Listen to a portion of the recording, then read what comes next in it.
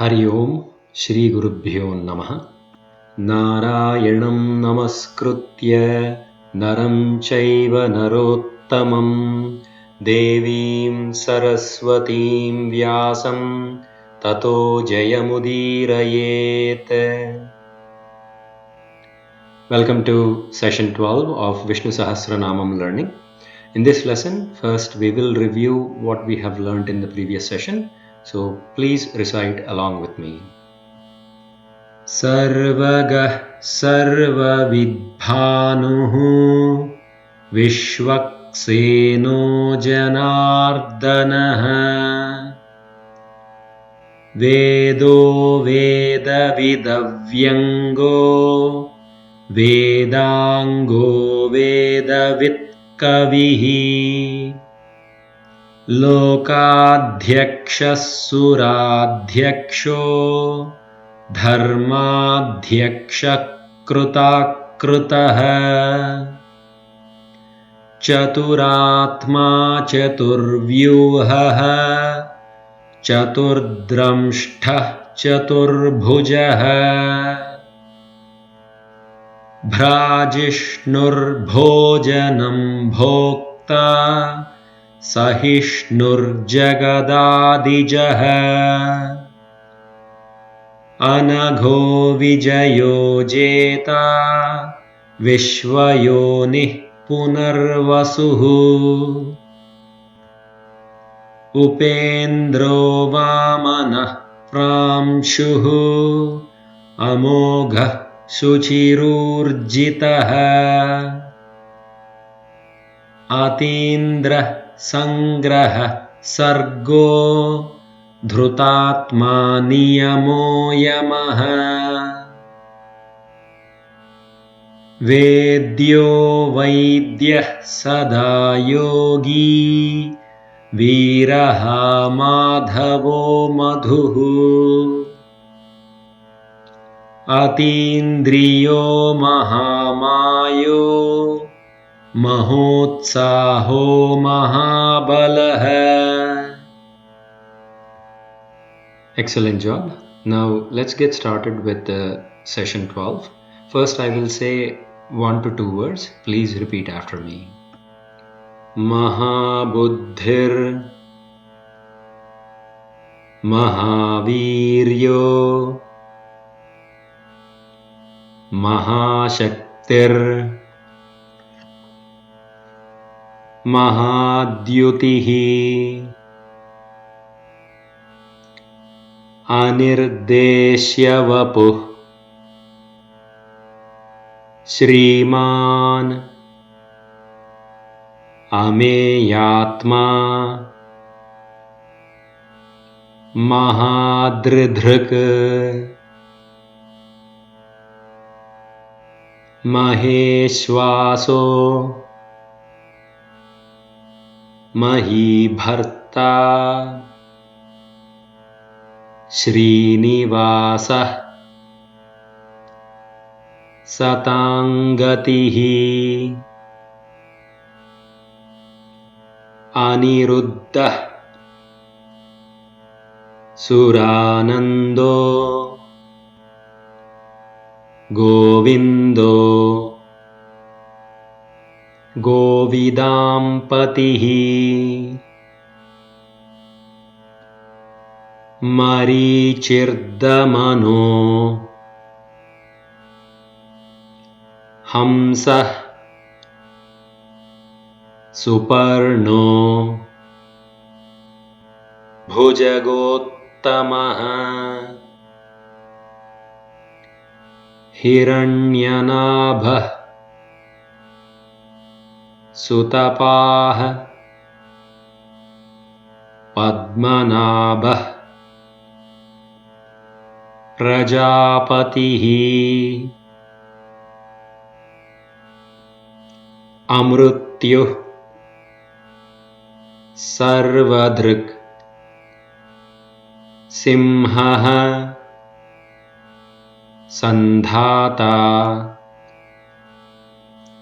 संधिमान् स्थिरः अजो दुर्मर्षणः शास्ता विश्रुतात्मा सुरारिहा गुरुर्गुरुतमो धामः सत्यः सत्य पराक्रमः निमिषो निमिषः स्रग्वी वाचस्पति रुदारधीः. Excellent job. Now let's do that one more time. First I will say 1 to 2 words. Please repeat after me. Mahabuddhir Mahaviryo Mahashaktir Mahadyutihi Anirdeshyawapuh Shriman Ameyatma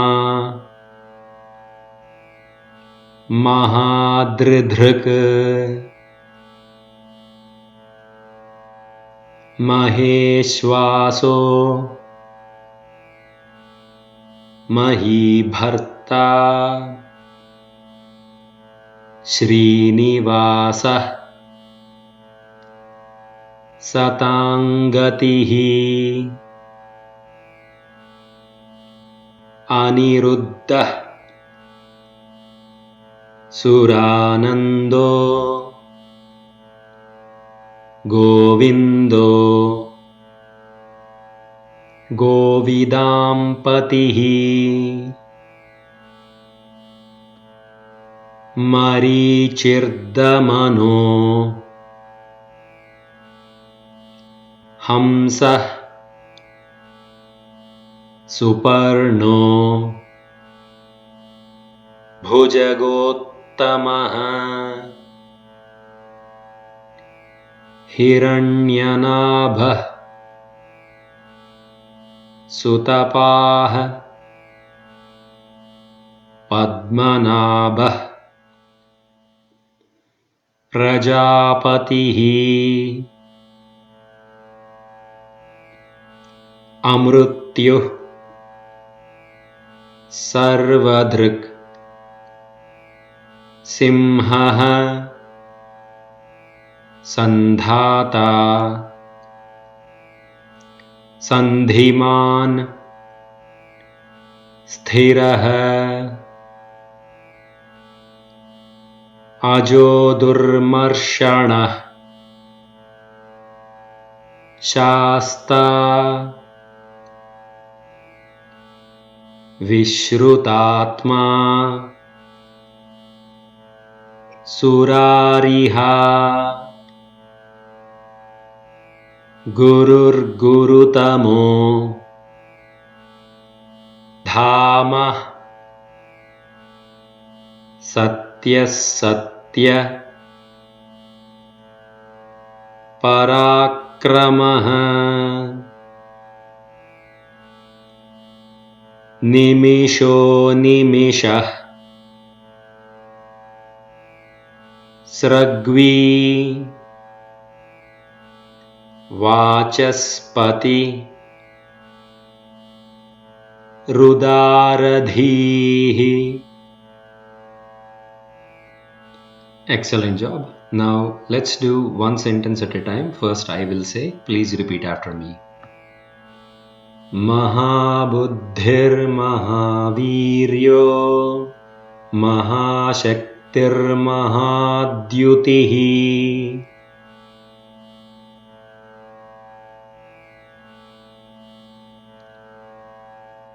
Anirdeshyawapuh Shriman अमेयात्मा महाद्रिधृक्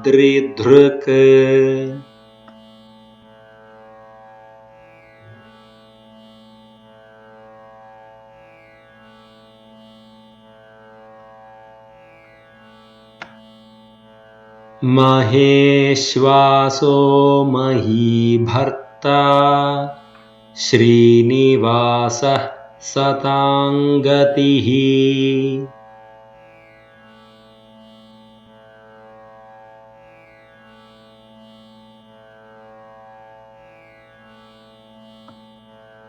अनिरुद्धः सुरानन्दो गोविन्दो गोविदाम्पतिः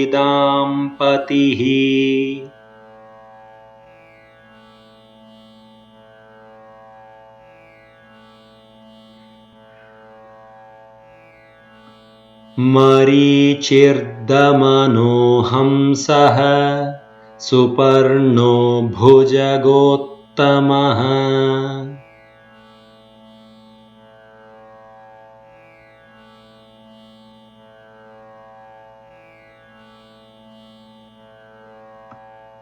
हिरण्यनाभः सुतपाः पद्मनाभः प्रजापतिः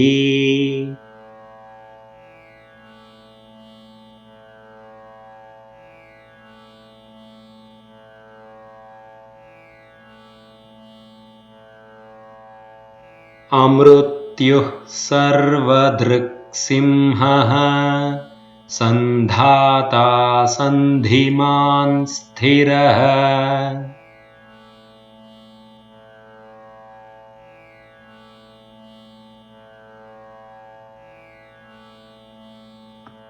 अजो दुर्मर्षणः शास्ता विश्रुतात्मा सुरारिः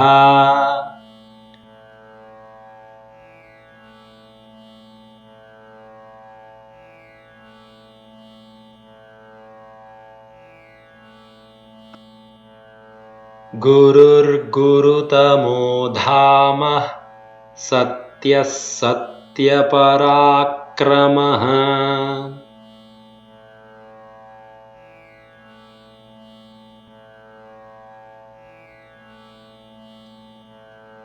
निमिषो निमिषः स्रग्वी वाचस्पतिरुदारधीः